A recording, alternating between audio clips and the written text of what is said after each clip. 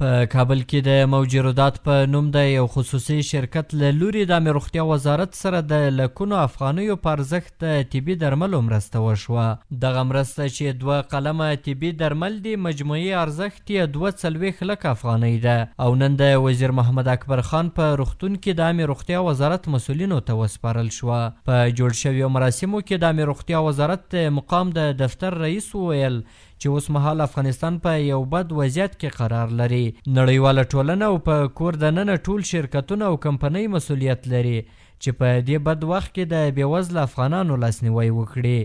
نوموړي دغه راز ژمنه وکړه چې مرسته شوي درمل به په شفافه توګه تر اړمنو افغانانو رسیږي. بینان حالت کشور را شما میبینید مریض هست، تکلیف هست، همشیره ها هست، مادرهای گرامی هست که در وقت میلادت حتی دوایی های مناسب پیدا نمی شود. شرکت عزیزی که همکاری کردن جهان سپاس از اونها میکنیم. دغه راز په یاد غونډه کې د وزیر محمد اکبر خان روغتون سرطبیب وویل چې د موجودات شرکت له لوري دغه مرسته شوي طبي درمل به د کابل په ګډون یو شمیر ولایتونو ته هم ولېږدول شي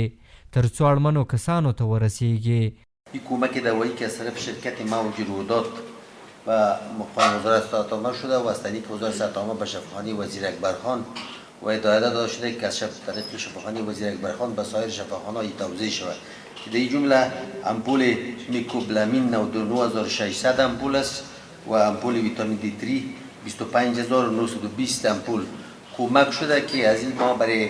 ضرورت مریضای نیازمند که در داخل شفاخانه بستر است در این شفاخانه و سایر شفاخانه ان شاء الله ما توضیح میکنیم تا از این مستفید شود. د یادونې وړ ده چې څه موده وړاندې د روغتیا نړیوال سازمان ویلي و چې په افغانستان کې 2300 روغتیایي مرکزونه د تړل کېدو له ګواښ سره مخ دي او دغه راز د درملو د نشتون له کبله هر ورځ ناروغان خپل ژوند له لاسه ورکوي.